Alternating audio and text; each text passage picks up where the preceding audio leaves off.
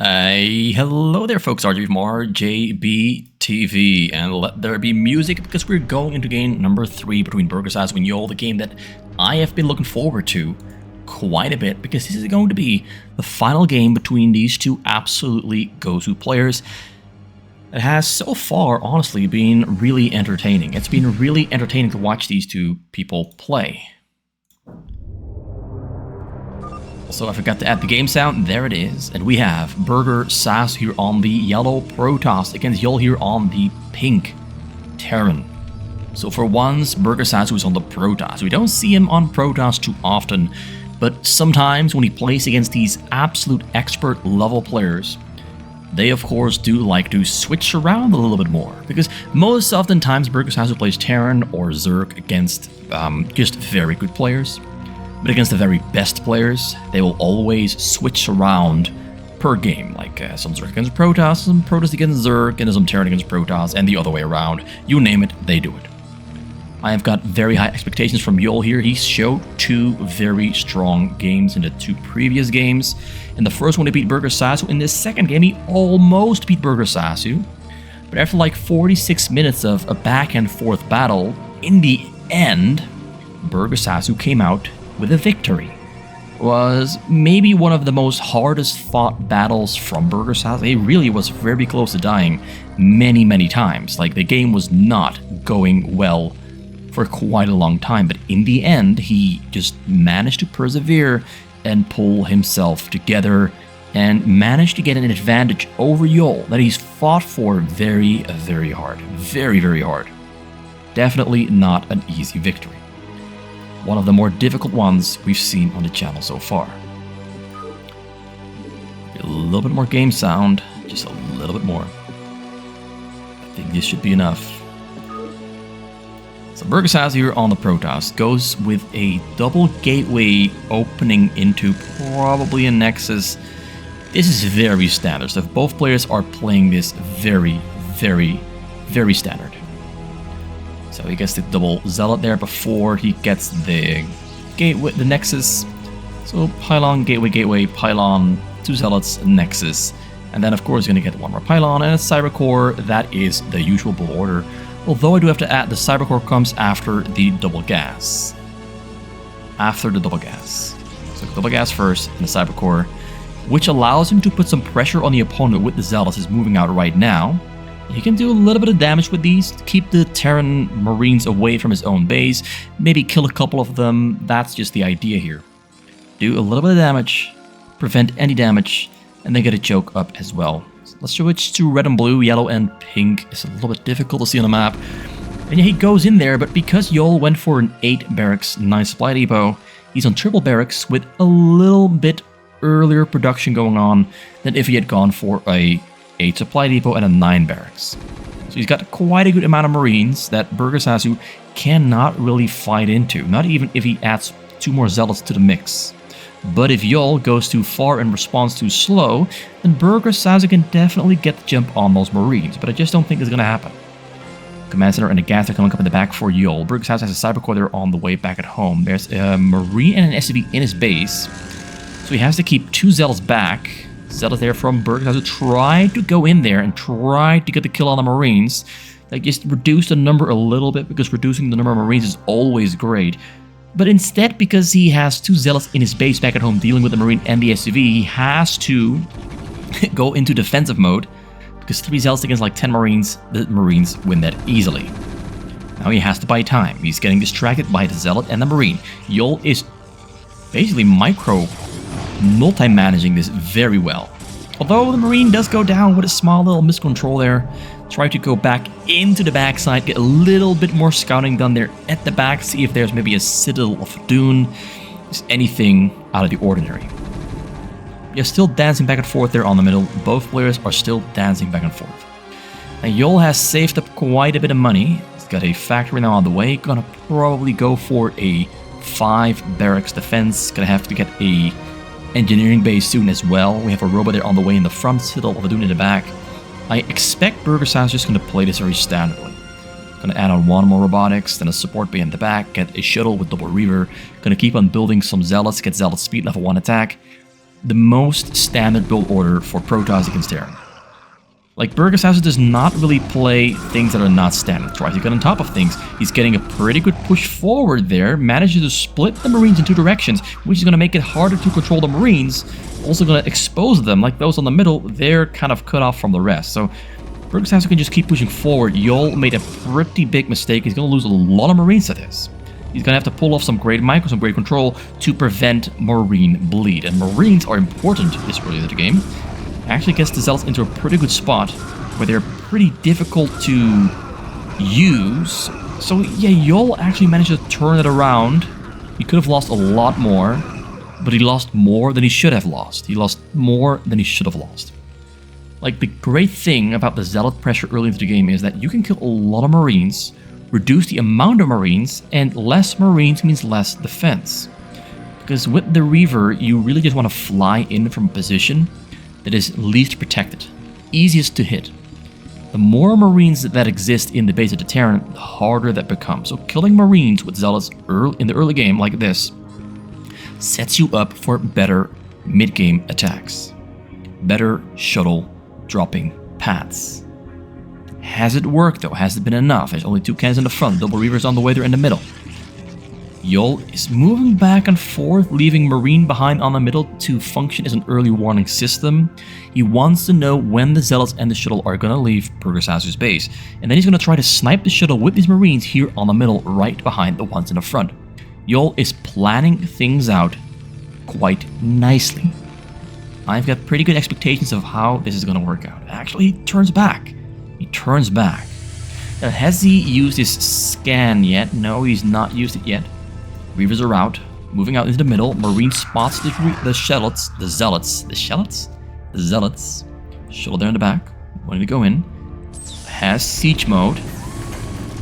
Unloads the bunker to stim the Marines, but pulls back. So the stim has not been wasted yet. Medics don't have to heal yet. Shuttle turns around. He doesn't like what he's seeing. Burgersasu does not like his options. And there comes the double scan from Yeol. Scans, it's a single scan. Scans the front side, sees Robo number 3. So triple Robo, there's a Stargate coming on. There's 4 gates at the moment. Do we have double starport?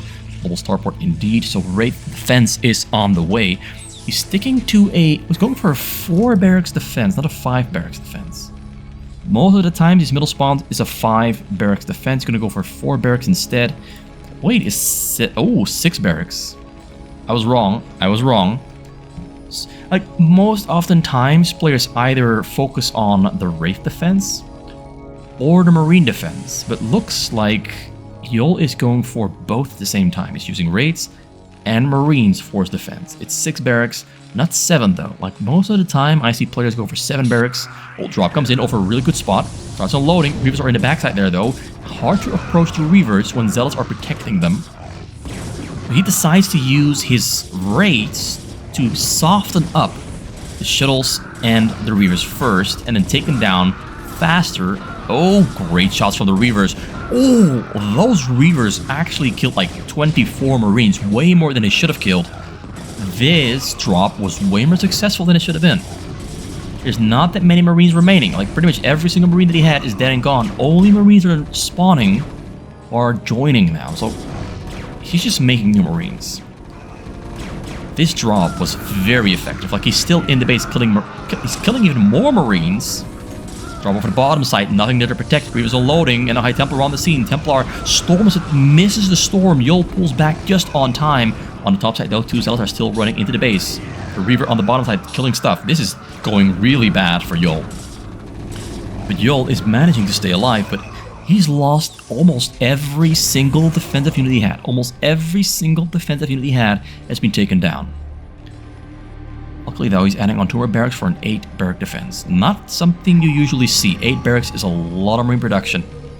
Got double tank, double port, still making raids. Gonna hang them on the sides over the hills to get a little bit more vision on the map. There's shuttles on the bottom. Gonna fly over a Marine though. So he will be able to respond to this one and take it down. At least that's my prediction. He has Marines being relocated and resituated all across the base. There's no Marines on this path though, so he might not be able to snipe this purely because there's no units on its path to intercept it. Spots the one at the top there, though. Flies right in. Gonna try to snipe that one first. There's one coming for the bottom as well. Shuttles turn away from the bottom side. This one goes in, but gets sniped just on... No, not on time. Templar gets sniped. Very clutch play there. Yeol is seemingly minimizing the damage now. He's seemingly managing to minimize the damage. Like, the first draw from Burgersasu did way too much. But that one, he handled that really well. Yeol was on top of everything. 2 shuttle drops prevented both of them from doing damage. That's not easy to do. It's not easy to snipe 2 shuttles from 2 directions at the same time. Some more scans coming down there from Yeol. What does he see? What do your eagle eyes see? Just the front. A lot of gateways there, though, from Burgersasu. Burgersasu is one of those players who's really good at building a base and attacking at the same time. There's not many players who can do this at this speed, but he's doing it very well. But the one thing I don't like is he doesn't have a lot of cannons there in the back, but drop in over the bottom side there of Yeol's base. Fires a load on the Reaver. Reaver shoots, and the Templar storms. Gets close to the SCVs, but nothing unloads on the SCVs. So just bottom side damage kills Marines, but not really much else. So that's not something to be worried about. Not something to be worried about. Once again, not a lot of damage. Not a lot of damage.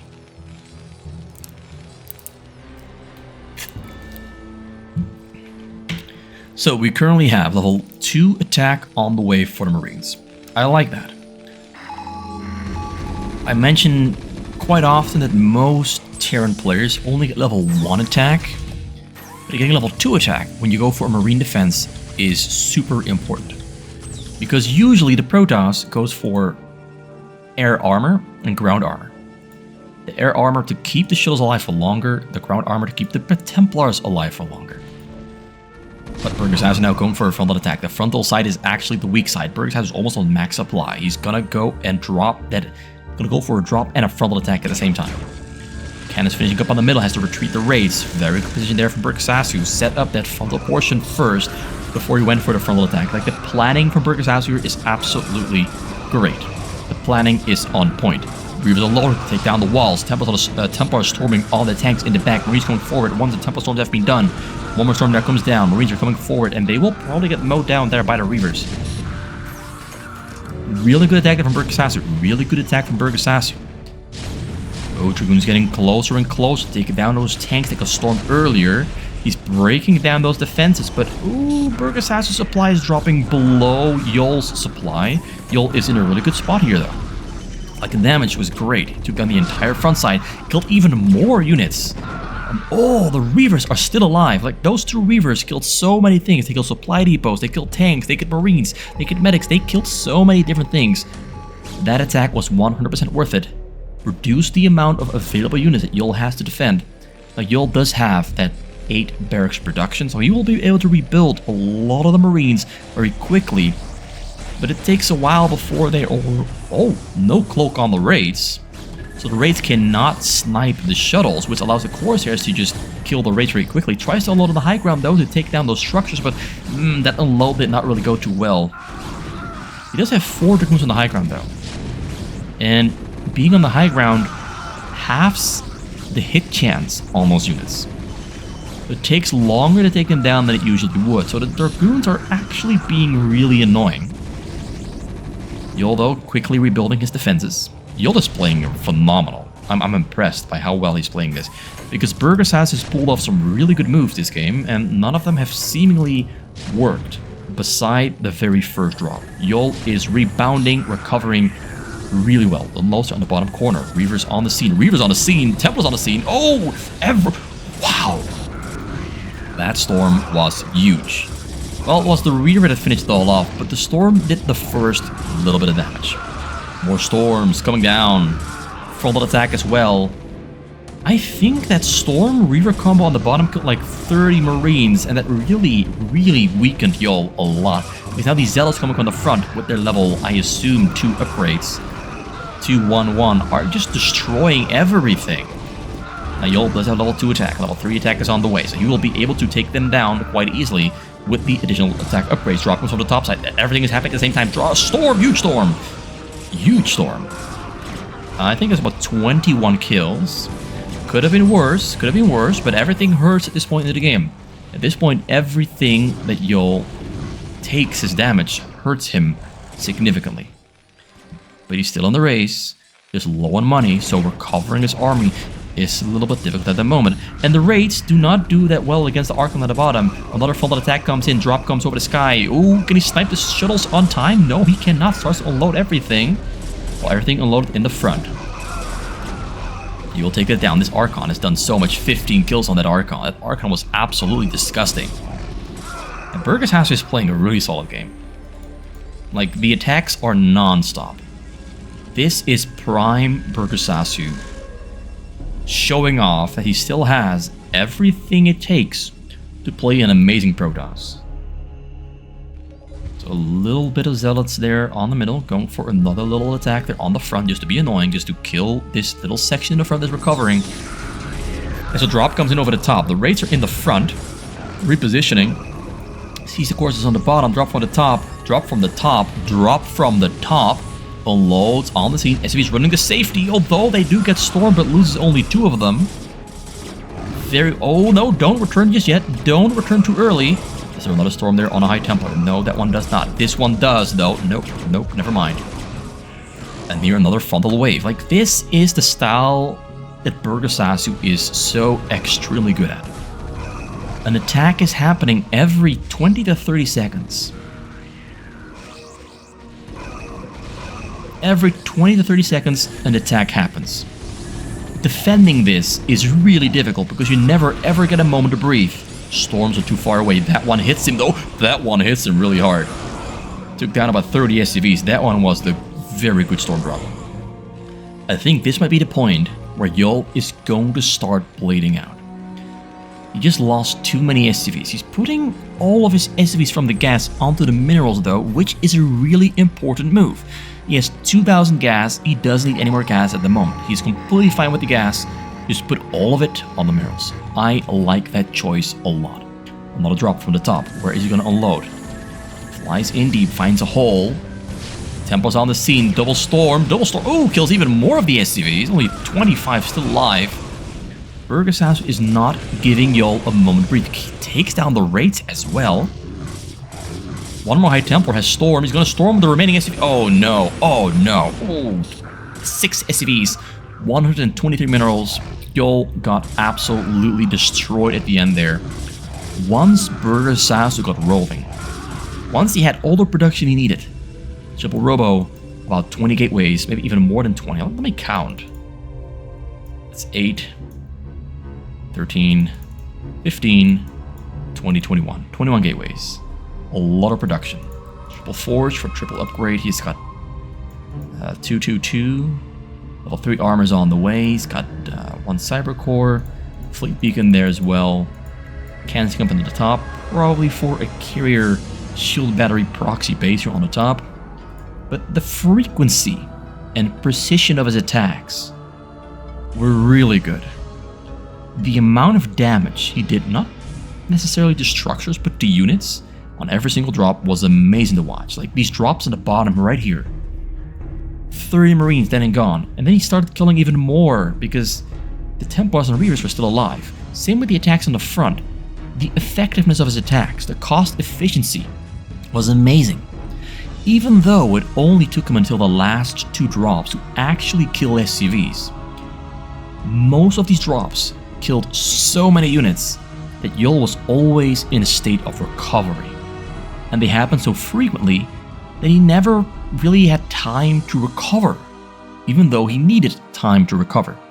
Burgersasu was always there to kick him down and keep him down.